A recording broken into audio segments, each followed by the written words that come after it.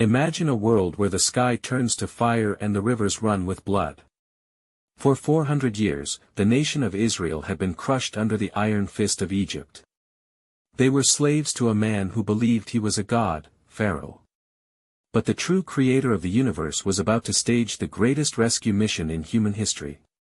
This wasn't just a political struggle, it was cosmic warfare. Every plague was a direct strike against the famous gods of Egypt.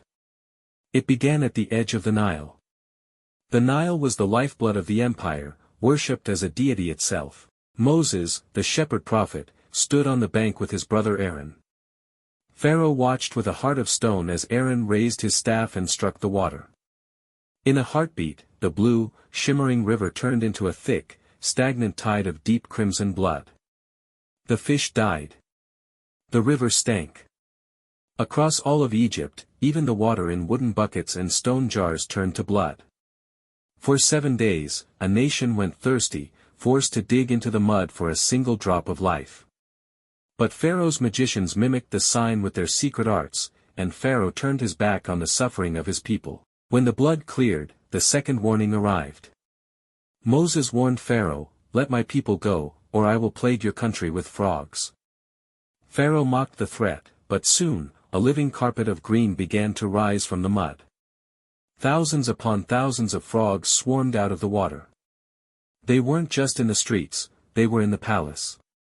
They hopped into Pharaoh's bed, into the ovens where bread was baked, and into the very bowls of the officials. The air was filled with a deafening, slimy chorus. Frightened, Pharaoh begged Moses to stop it, promising freedom, but the moment the frogs died and were piled into stinking heaps across the land, his heart hardened once again. The third blow was unannounced. God told Moses, "Strike the dust of the land." As Aaron struck the ground, the very soil beneath their feet began to crawl. The dust transformed into millions of gnats. They covered the skin of every man and animal in Egypt like a living shroud. This time, the royal magicians failed. They tried to replicate the miracle and couldn't. Terrified, they turned to Pharaoh and whispered, "This is the finger of God." But Pharaoh's pride was a fortress. He was the king of the most powerful empire on earth, and he refused to believe that a shepherd's god could bring him to his knees. He didn't realize that the blood, the frogs, and the gnats were just the beginning. The war was only getting started, and the next wave of judgment would bring a terrifying distinction between the oppressor and the oppressed. As the dust of the gnats settled, a new and more terrifying sound began to hum on the horizon.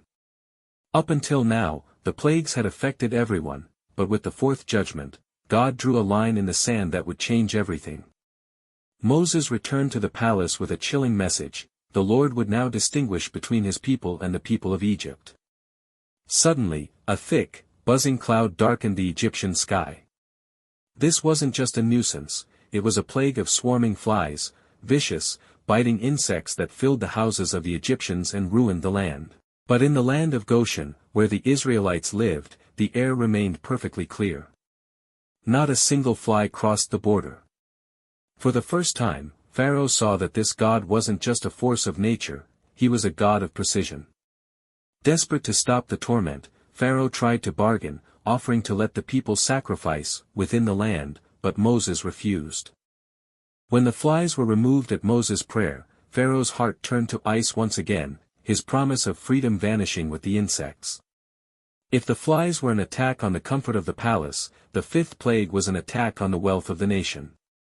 The Egyptian economy was built on its livestock. Horses, donkeys, camels, and cattle were symbols of power and fertility.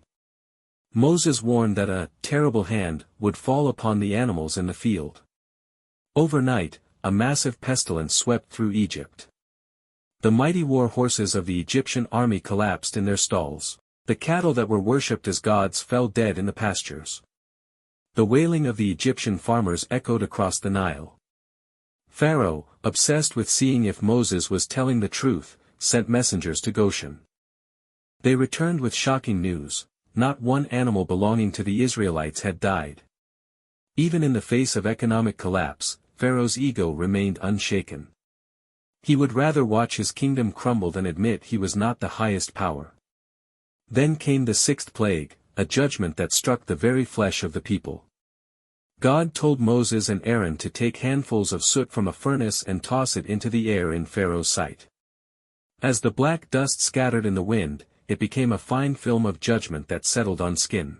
Instantly, agonizing, festering boils erupted on every Egyptian man and woman.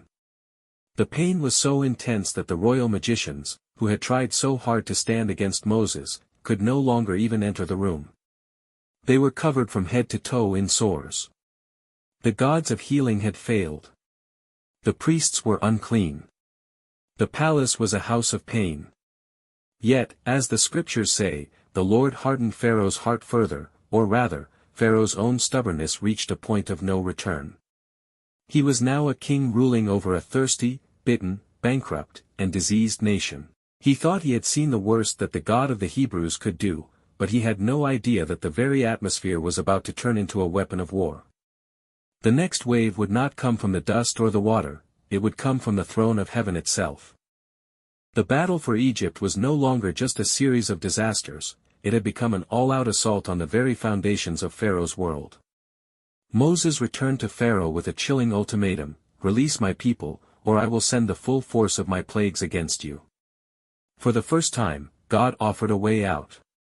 He warned the Egyptians to bring their livestock and servants under shelter, for a storm was coming that Egypt had never seen since its foundation. Those who feared the word of the Lord hurried their possessions inside, but those who ignored the warning left them in the fields. Then, Moses stretched his staff toward the heavens. The sky didn't just rain, it exploded. Massive hailstones, larger than anything in human memory, shattered the trees and crushed the crops. But there was something even more supernatural: fire was seen flashing back and forth within the hail. It was a storm of ice and flame, a direct strike against Nut, the sky goddess, and Seth, the god of storms. The sound of the thunder was like the voice of an angry god shaking the palace walls. Pharaoh, terrified by the raw power, actually confessed, "I have sinned. The Lord is in the right."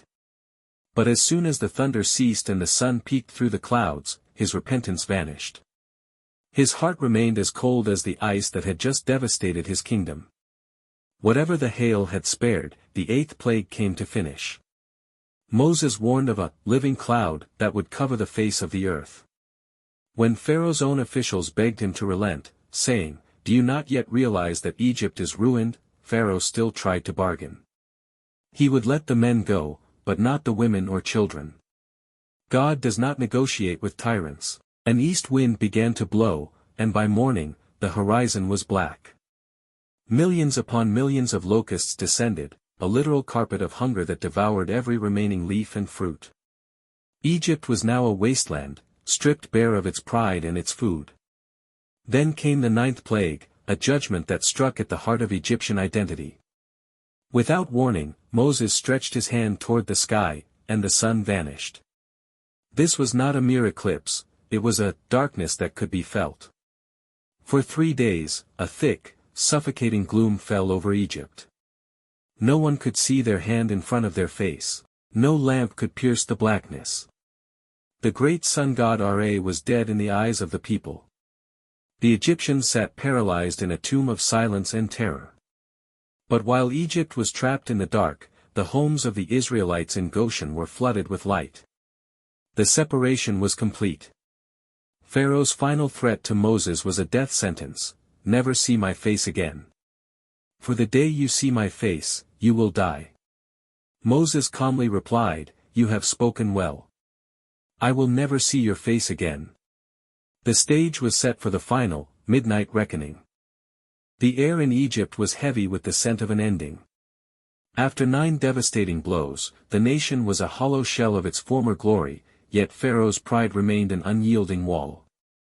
God spoke to Moses one last time, giving him instructions for a night that would be remembered forever. This was the birth of the Passover. Every Israelite family was told to choose a lamb without blemish, a perfect sacrifice.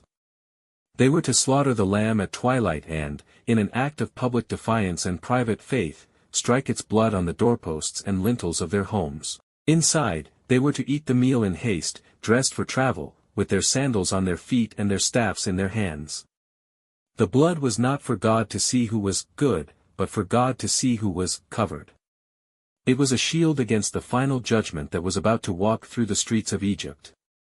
At the stroke of midnight, the silence of the land was shattered. A great cry arose from one end of Egypt to the other, a wailing so loud it seemed to shake the very foundations of the pyramids. From the dungeon to the throne, the 10th plague had struck. The firstborn of every Egyptian family, including the son of Pharaoh who sat on the throne, had died. The gods of Egypt, the protectors of life and the royal lineage, were silent. In that moment of absolute darkness and grief, the power of the empire collapsed. Pharaoh summoned Moses and Aaron in the middle of the night and pleaded, "Rise up, go out from among my people, both you and the children of Israel. And go, serve the Lord as you have said." The Egyptians were so desperate for them to leave that they literally handed over their gold, silver, and precious clothing. The slaves were leaving as conquerors. As the sun began to rise, a massive sea of humanity, over 600,000 men, plus women, children, and a vast multitude of others, began their march toward freedom. They carried the bones of Joseph, fulfilling a 400-year-old promise. But the story didn't end at the border. Even after the loss of his son, Pharaoh's heart hardened one last time. He gathered his 600 chosen chariots and the entire strength of his army to pursue them. The Israelites found themselves trapped between the mountains and the roaring waters of the Red Sea. They were cornered, with no way out. But Moses stood before the people and shouted, "Do not be afraid. Stand still, and see the salvation of the Lord." God moved the pillar of cloud to the rear to block the Egyptian army, and Moses stretched his staff over the sea. A strong east wind blew all night, and the waters of the deep split in two, standing like massive walls of glass on either side. The Israelites walked through on dry ground. When the Egyptians tried to follow, the wheels of their chariots began to fall off in the mud. As the last Israelite stepped onto the far shore, the waters collapsed, burying the pride of Egypt forever.